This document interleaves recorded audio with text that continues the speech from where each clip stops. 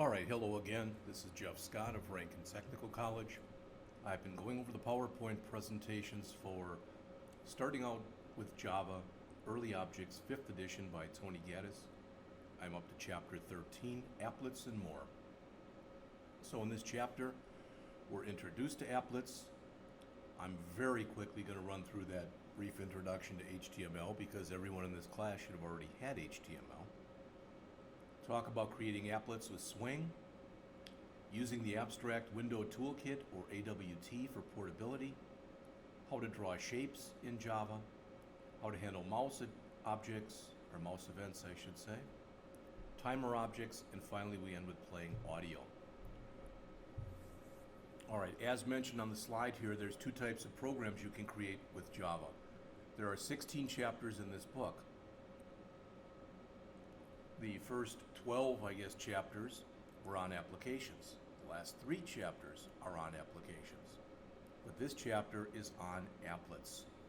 So while an application is a standalone program, an applet is usually part of a website, but regardless, an applet is executed inside of a browser window. As mentioned there, it appears to the user that the applet is part of the website. Alright. Once the applet is transmitted, the user system executes the applet, and they can be used to extend the capabilities of HTML. Now, as a little aside here, it's not that applets are not still used, because of course certainly they are. But there are more programs, I believe, today written in languages like JavaScript, etc., than there are applets. I'm not saying it's dying. I'm just saying that applets are not as popular as they used to be. All right. An applet does not have to be on a web server in order to be executed. It can be stored on a local computer. Applets run on the user system and not on the server. Now look at all the things you cannot do with applets, and some of these are, it's not that this is dated, but some of this isn't exactly correct. All right. When Java was first created, it had a lot of security holes in it, and one of the things that you could do with Java applets is it was possible for you to access a hard drive on a user's machine, to either read from it or write to it. And that was considered a major security leak. So as it says right here, applets cannot access the local computer file system. They can't run any other program. They can't execute operating system procedures. They can't retrieve information from the user's system. They cannot make network connections except for what they need to transmit the applet. They can't run anonymously. So, as we learned back in the first semester, HTML is the language that web pages are written in. Stands for Hypertext Markup Language, allows you to link to other content. It's called markup because it's not a programming language, because it doesn't have the programmatic capabilities of like a Java that we've been talking about in this book. In other words, you can't do conditional statements. There's no if statement per se. In HTML, there's no looping, etc. You can use JavaScript, which is an object-based scripting language, but that's not what we're talking about here. So, to make a web page, you create a .html file. File contains tags that do whatever it is you want it to do. All right, again, this should all be a lot of review. Most tags have an opening and a closing tag, which are exactly the same, except the closing tag has a / before the tag name. All right, document structure tags. Well, you've got the doc type tag that isn't even discussed here, and the doc type HTML, which is just set up for, literally for HTML5. The HTML beginning and end tags to mark, as it says, the beginning and the end of your HTML document. The head tag, and the head tag has all that information that does not show up on the web page. All right, rather it's informational. Okay, so it's got information about the document. The title tag, which is what appears up on top here in the title bar. After that is the body tag. The body tag has all the tags and all the text. It's all the stuff that actually is produced, all right, and shown on the web page. There are tons of different formatting tags. All right. Even more. Again, it's not my intention to go over this stuff. I just wanted to quickly run through it.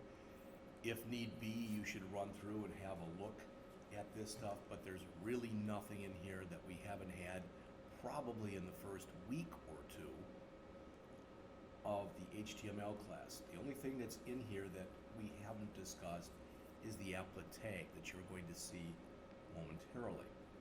So they talk about links and they talk about all these good things, but the bottom line is there's very little HTML that you actually have to put into JavaScript in order to get an applet to run. All right, basically, all you have to put in is the applet tag, which has the name of the class file, and then you typically put in a height and width because that's how big you want the browser window to be. You're going to see that in just a couple minutes. All right, you should know what a URL is. Again, none of this stuff is new. Every single thing we've discussed up until this point should be totally reviewed for you. All right, now let's talk about something new. Again, as it mentions, applets are very similar to GUI applications, but because an app is normally GUI, if it's not GUI, probably not going to get much usage. An app appears in the browser window rather than creating its own window. So they have, in the last 2/3 of this page, some of the differences between GUI code and applet code. As it says, a GUI is derived from JFrame, whereas an applet is derived from JApplet. The JApplet is part of the javax.swing package, so you of course will have to import that for every Java applet you create. You'll also, virtually 100% of the time, will import the java.awt.star class. A GUI app has a constructor that starts it. An applet class normally doesn't have a constructor. The other thing is normally an applet does not have a main. So it does not have a main, does not have a constructor. There's a bunch of different methods that you end up running with an applet. I'm not going to read these, but you can see that the methods that are shown there are not called in an applet. Probably the biggest, most important one is this one. Okay, so you can't call something from a parent using super. Again, there's no main. Now, it is possible for you to write yourself a Java program that can act as both an application and as an applet. If you do that, if you run a Java program that acts as both an application and an applet, okay, then it of course would have a main. And I'm going to see if we can find quickly.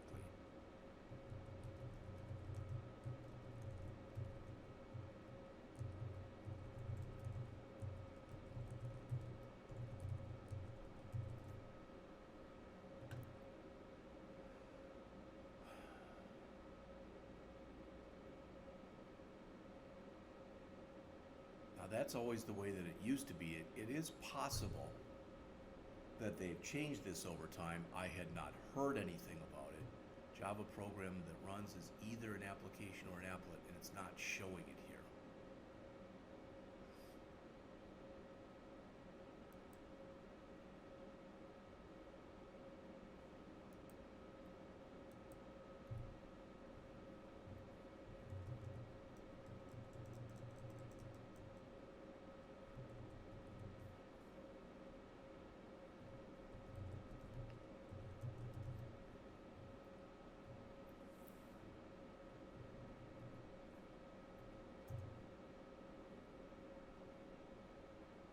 Getting all of the same things here.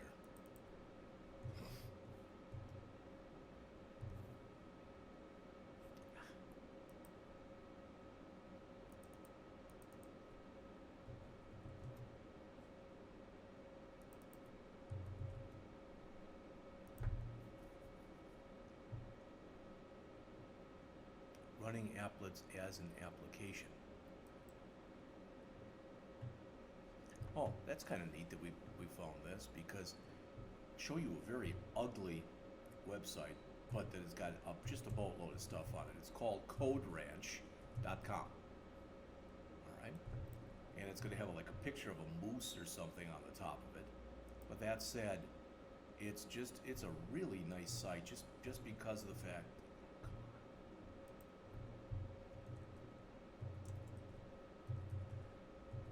That it just has so much information in it.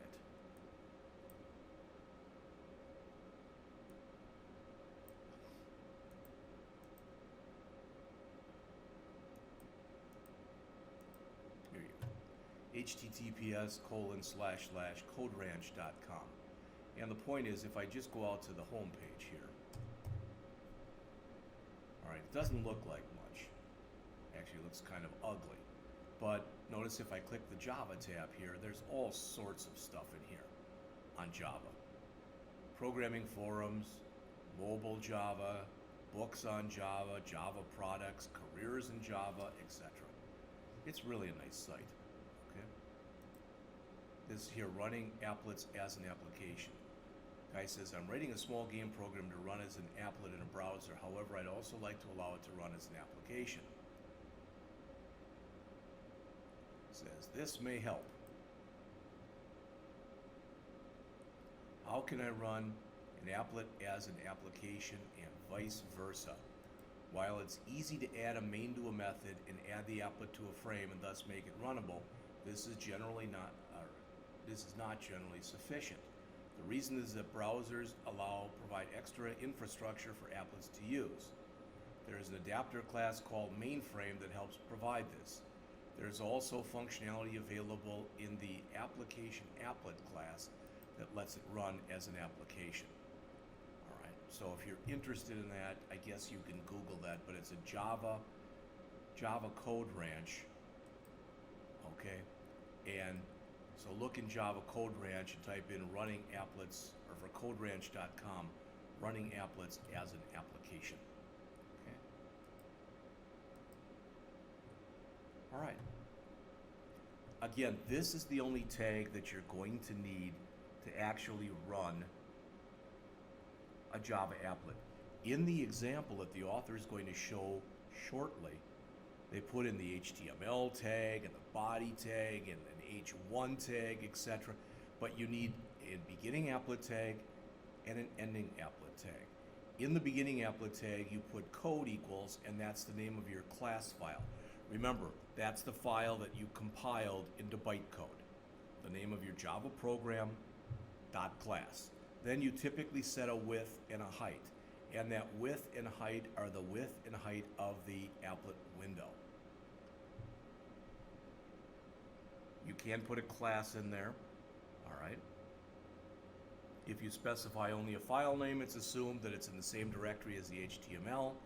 As it says, the browser will automatically load the specified bytecode for you and execute it in the browser window, applet window, with the width and height that you have provided. Now, applet viewer is something kind of cool, and what it was back in the day, we're talking probably around 20, maybe even more, 20 to 30 years ago, when the internet was kind of just starting and it wasn't the thing that it is right now. What Java wanted to do was to provide a way that you could run an applet in your own computer without the need of a web browser. And that's why Applet Viewer was created.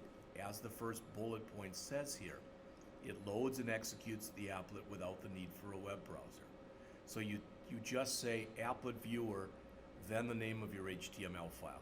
Now, it's not mandatory that the name of your HTML file is the same name as your program, but it's kind of convention. So when you do that, as it says, it's going to execute any code like this that you happen to have in there.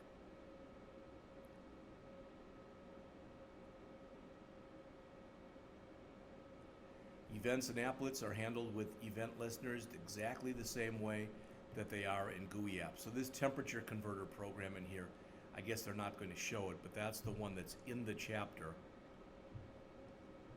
And They give you the Java for it. They create it as a very simple applet, and then they put a whole bunch of HTML. As I mentioned, it's got HTML tags, body tags, an H1 tag. I think it has a paragraph tag in it, etc. All right. Okay. Using AWT for portability. I've mentioned this before, but I want to say it one more time. In the beginning, like back in the early to mid 90s when Java really started, and Java said they were going to be able to support and allow you to do work graphically, all the components that you created back then, you created with something called the Abstract Window Toolkit, AWT. The problem with creating controls and widgets, and Java usually calls them widgets, with the AWT is the fact that the components were heavyweight. They took up a lot of memory that they probably didn't have to take up, and they didn't have a consistent look and feel over all the different platforms. So when you ran a Java program in a Mac, it could look markedly different than when you ran in a Windows machine. So, that was Java 1. So already in Java 2, Swing was produced. Swing was a lightweight alternative to the Abstract Window Toolkit. Now, you can read this stuff about some browsers don't support. Those are such old browsers. Virtually every browser that's running today, any browser, any newer browser, will support the Swing classes. Now, when the Swing classes, what the authors of the Java language decided to do was to take virtually everything as far as controls that existed in the AWT, put a J in front of them, and also kind of copy most of their code and make them Swing components. But they didn't rewrite everything. All right? So it says there you literally can make applets and never use Swing classes, just use the JWT. It virtually never happens. But again, there is a corresponding AWT class for each Swing class. The names of the AWT class do not start with the letter J like Swing components do. All right? Let's jump in and quickly talk a little bit about graphics objects. So Java allows you to draw fairly crude graphical shapes like rectangles, ovals, arcs, etc. Your frame or your panel becomes the canvas for your drawing. I think I've mentioned this before, but unlike what we're used to in math class where you've got an origin and right in the middle is 0, 0, 0, 0 in Java is in the upper left-hand corner of the screen. All right. The XY coordinates are more important when you're drawing, so if I wanted to draw a line and tell it when to start and when to stop, etc. And they're also important if you're doing game playing, a lot of times when you're doing things with the mouse. Each component, as mentioned, has an internal object derived from the graphics class, and it allows you to do certain shapes. All right. Now, some of these, and again, I don't remember if we're going to see pictures of them or not, probably not the way the author has been going, but you can set the color, get the color, you can draw lines, you can draw rectangles, you can draw ovals, and the oval, if you make the width and the height the same height or the same size, it becomes a circle rather than oval. You can use a drawstring to either draw on the screen or draw inside of a component. As mentioned here, in order to call these components, you need a reference to the component's graphics object. And as it says there, one way to do this is to override the paint method. You can override the paint method in any class derived from JApplet or JFrame. The paint method is used basically when you want to refresh the screen. All right? So it's responsible, as it says in the bottom bullet, for displaying or painting a component on the screen. It is not possible, I'm saying this again, the programmer cannot call paint directly. But the programmer can call repaint to tell the program to call paint. It's just the way that it ends up. So the paint method is called automatically by the browser, and it's called when the component is first displayed and anytime it's being redisplayed. So in other words, if I decide I'm going to create an oval, paint will be called by the browser to display that oval on the screen. If I decide I'm going to change that oval from maybe a red filled in oval to a green filled in oval, paint will be called again. When again paint needs this graphics object, you don't have to call it G, but it literally is always called G for graphics by convention. All right. The argument is a graphics object, as it says, it's automatically passed by the calling component. When you override paint, you allow for the drawing of graphics, so you're taking control of the program, for lack of better words. All right? The graphics object argument is responsible, as mentioned there, for drawing the entire applet window. It is advisable to call the base class paint argument, passing the graphics argument to it. Okay? This will draw a red diagonal line from top to bottom. You can draw lines. You can draw rectangles. You can draw filled rectangles. And you'll notice, when you call draw rect or you call fill rect, you have four things. You pass the starting point, the ending point, the width, and the height. And as they show right here, everything that you create, every component that you create on an applet page is drawn inside of a rectangle. So if it's an oval, for example, it is drawn inside of a rectangle, but the rectangle is invisible. It's called a bounding rectangle. You can draw arcs, so if you want to draw a slice of something, you'll notice as we're going on here, they're getting a little bit more complex as far as the number of parameters that are required. You can draw polygons. If this looks to you like a stop sign, it should. They have a program in here that they create this polygon and then make it a filled polygon that's red, so it looks like a stop sign. Then they call the drawstring method and they put the word stop in here in white. All right, and I believe that is the polygon demo that's in there. All right, as I mentioned to you previously, you cannot directly call the component's paint method, but you can force the application to call it via repaint. So it's kind of kicking paint in the butt, so to speak, and telling it, hey, do whatever it is you have to do. Clears the surface of the component, then it will call paint for you. But if you put in your code a call to paint, all right, paint paren, you'll typically get an error. If you want to draw on a panel, as it says, you get a reference to the panel's graphic object and its methods. So you draw the graphics on the panel. Rather than overwriting the panel object's paint method, you override its paint component method. All right. This is true for everything except JApplet and JFrame. This isn't going to make a lot of sense until we go through some examples. What I'll probably do when we get to that point is to draw or create a very simple program from out of the book. The paint component method serves the same purpose as the paint method, i.e. when it's called, the graphics object is passed as an argument.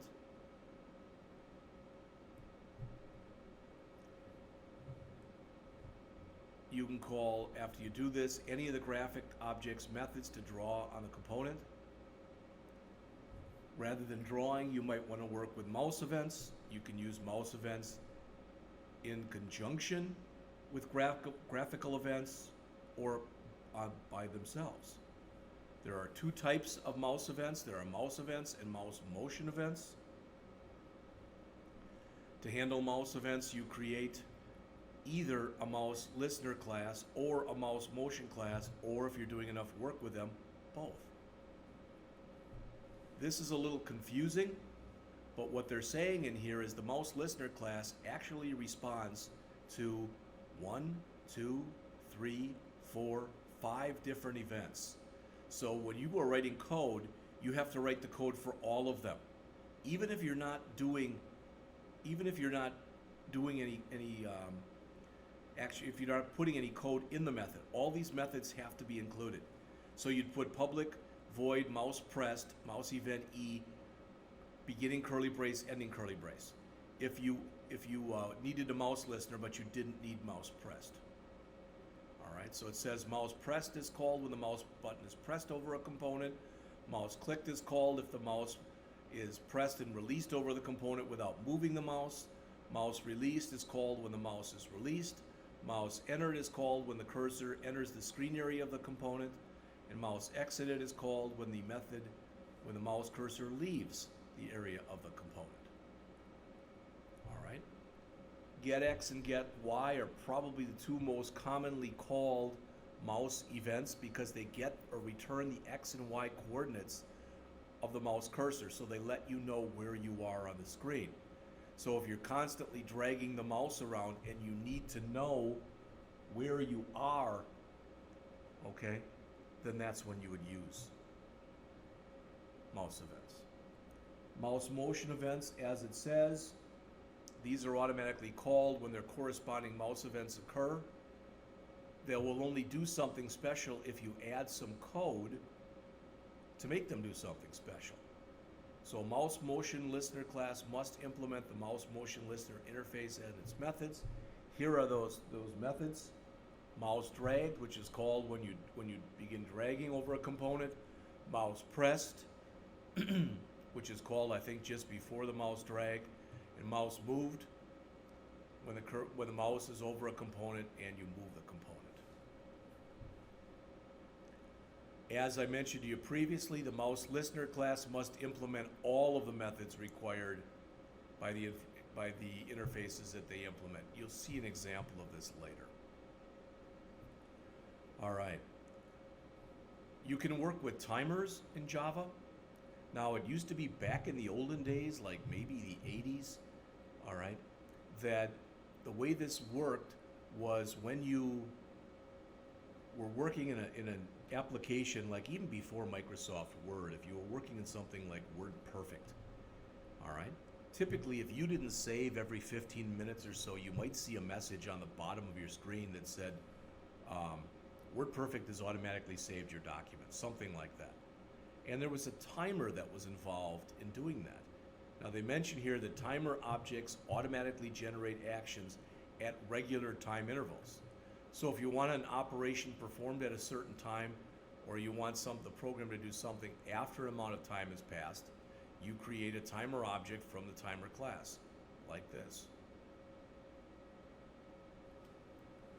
And they mention that you have a delay, so that's how much time do you want to wait. So you literally could set up you could create your own editor, for example, in Java. And if you created your own editor, you could tell it to save every minute, save a document every minute. So you could set a timer object that had a delay on it of 60 seconds. And it kept being called, and it kept being called, and it kept being called. All right? As it says, then the listener parameter, all right, is going to be called basically. It's a reference to an action listener. It has to be registered, like the stuff that we saw previously when we were talking GUI. If you pass null to it, nothing will happen. The add action listener method can be called to register an action listener after you create the object. So you've got the add action listener, which registers the object. Get delay, which returns the current delay time in milliseconds, where there's 1,000 milliseconds in 1 second. Is running, which returns true if a timer object is running, and of course false otherwise. Set delay to set a time delay in milliseconds. Start to start a timer object. Stop to stop a timer object. All right. An application can use a timer object to automatically execute code at regular intervals. They have literally a program in here, I believe, that bounces a ball up and down.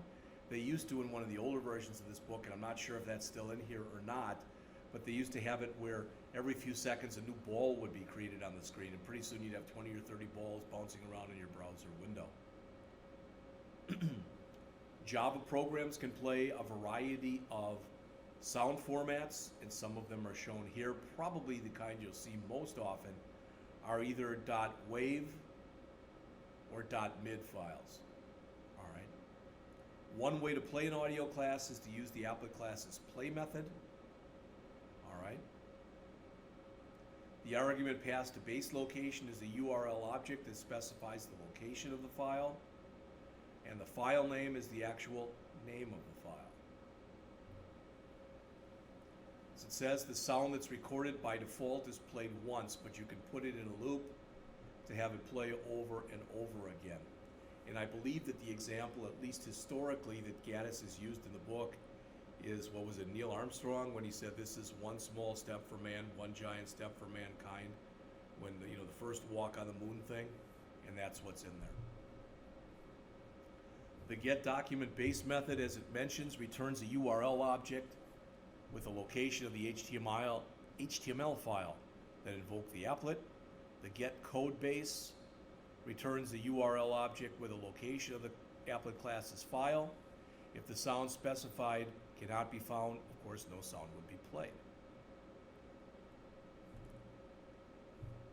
The applet class's play method loads the file, plays it once, and then releases it for garbage collection. If you need it multiple times, you use an audio clip object. When you use the audio clip object, as mentioned right here, it is totally legit for you to call play to play the sound once, or loop to have it play continuously. If you have it loop, you can put it into literally a loop, and let's say you wanted it to play 10 times, then you could call stop to make it stop playing. And they give you a fairly simple example here. Now that's it for this particular chapter, all right? So when I come back, and I'm going to do one more chapter hopefully today, and so we've just done chapter 13, which are applets and more, and when I come back, I want to do chapter 14, which is creating GUI applications with JavaFX. Now, I've been very, very confident of all the lectures I've given previous, but with chapter 14, I don't know if I've ever actually directly used JavaX. So this might be a shorter lecture, okay? And we'll get back and start on that one very shortly.